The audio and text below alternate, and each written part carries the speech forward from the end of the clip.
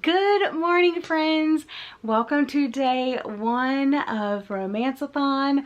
My name is Gwen and I am one of the co-hosts this year, which is super exciting. I do have an announcement video, I have my TBR video, and now we're to the daily vlogging portion of this readathon. So I will be daily vlogging the entire readathon. I have my TBR over here. So we have Eleanor and Gray by Brittany C. Cherry, The Last Letter by Rebecca Yarros, The Girl He Used to Know by Tracy Garvis Graves, Teach Me by Olivia Dade, and Meet You in the Middle by Devin Daniels. And the buddy read, and the one that I started last night after midnight, was Someday by Emma Scott. I also wanted to tell you guys very quickly that if you're following me on Instagram, one of my highlights is Romanceathon. So that's where I'm keeping all of the information about Romanceathon and like some recommendations for you guys if you're looking for that. So like Cover Love, then we have BIPOC authors, and I'm posting things throughout the readathon. So my TBR, asking you guys questions, seeing if you're going to read the buddy read, and then just like posting funny things and stuff like that. So if you're not following me on Instagram, do that. Check out that thread, answer my questions, send me some questions, and I will try to answer them at the end of the day, in kind of like a wind down session before I close out the vlog for the day. All right, quick update on Someday. So you have Max and Silas, and Max used to have a drug problem and he went through rehab and he seems to be doing better. And then you have Silas, whose dad is really sick. He's the younger brother. His older brother Eddie has Asperger's, and right now he's stuck in this like Victorian era talking way, and it's so wholesome and so sweet. Yeah, so these characters, Max and Silas, are very different, and I like that we're getting alternating chapters so we can get to know them both. But yeah, I'm still like very near the beginning. I'm starting chapter 3 on page 37.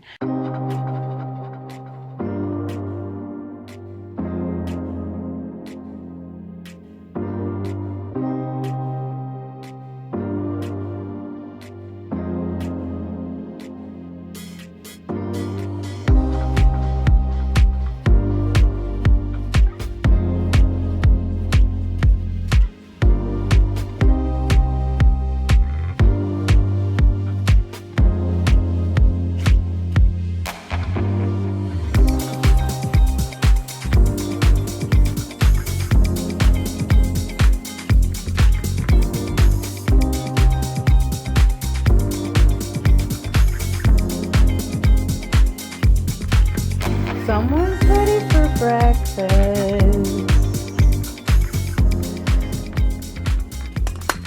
There you go. Now it's time for breakfast, which is just going to be super easy.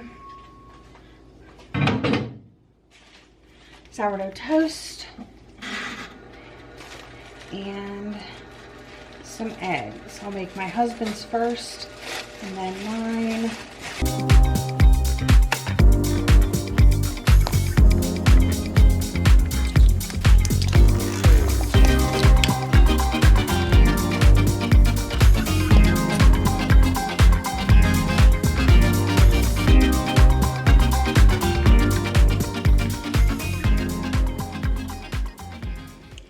I have officially had breakfast. I've taken all of my medicine of the day, and now it's just reading for the rest of the day.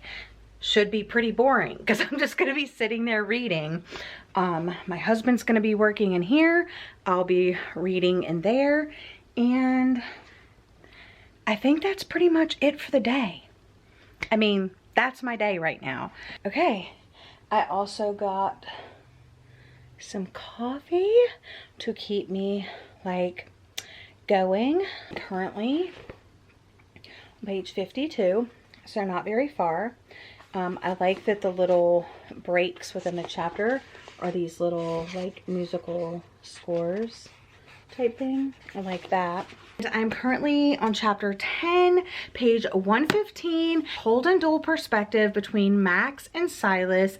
And Max is a recovering drug addict, and I think it's been several years since he's been out, but he is a nurse, and he was working at the ER, but now he is working for Silas's family because Silas's dad is CEO of the largest pharmaceutical companies in the world, and he's being a private caretaker for him now.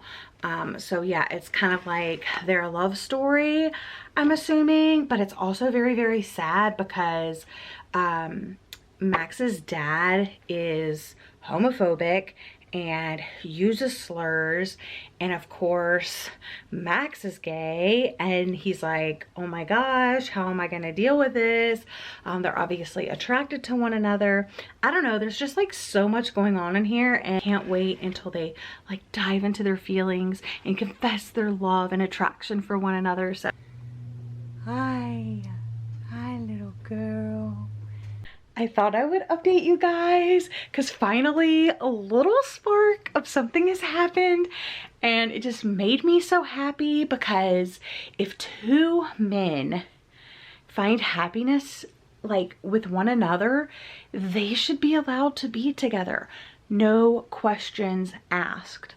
Unfortunately, these two guys have had the worst like family issues, and it breaks my freaking heart so much, but I'm definitely making progress. I am currently chapter 17, page 197, and I just want them to be happy, together or not together. It doesn't matter to me. I really want them to be happy. I would update you one more time before we finish. I'm so close. I'm on chapter 23, page 261, so I just have that to go. And I just wanted to chat through, because now that I'm getting near the end of the book, I'm thinking about, okay, when I finish it, what's my star rating gonna be? From the beginning, I've really enjoyed the experience. I mean, obviously, I've been able to read this book today. But do I think it's an all-time favorite book? No, I don't. Am I here for the romance?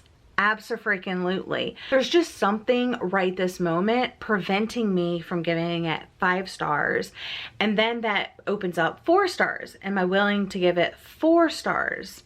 I don't know. It's not that I'm not enjoying it, because I really, really am, but I'm not like loving it. Yeah, so it's gonna be really hard when I come to that star rating time. All right. We have come to the wind down portion of the video. I just finished reading Someday, which was the buddy read for the readathon, and I read it first, and I'm so glad I did. I overall enjoyed the book and the story, but for me, I don't think that I connected with it the way other people did. I loved Eddie so much as a character, and I love that he had that, like, I don't know, accent. I was just like imagining it, you know? But the thing is that he's said to have Asperger's, and people with Asperger's, I don't feel he would have been as quickly open and friendly towards Max. Not that it was a bad thing. I absolutely loved their connection, and I loved that the things that Eddie did throughout the story, like, he was probably my favorite character, but some of his things didn't fit with what I know of Asperger's, and I don't know how I feel about that. Liked Max as a character, you know, kind of, sort of. Liked Silas as a character, kind of, sort of. I just thought it was like both sets of parents were homophobic, and how things were resolved. I don't know, it just seemed a little too convenient for me. I mean, I am happy that they found each other, and they both went through horrible things. Max was kicked out of his house when he was young, I think like 16 or something like that. And he was on the streets, and that's a very common thing for LGBT youth. And then worse than that, or I don't even know if there is like a worse or a better, you know, but on the other hand, Silas, he was sent to conversion therapy camp, and he endured horrible things, you know. So both guys went through really super crappy things, and because of those reasons, like both of those things obviously shaped the guys. So that made Max really like outspoken and straightforward, and he wasn't hiding who he was.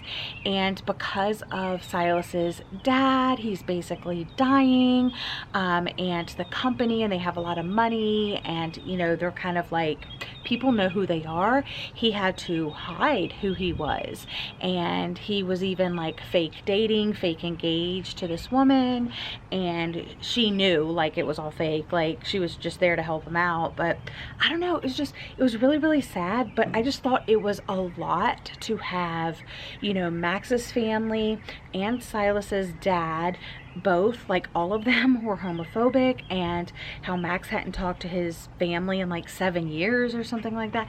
I don't know, it was just all a lot. And then, like I said, with Eddie, and then the convenience at the end. I mean, I'm glad that it was, you know, wrapped up and stuff, but then also the epilogue felt like a little too long.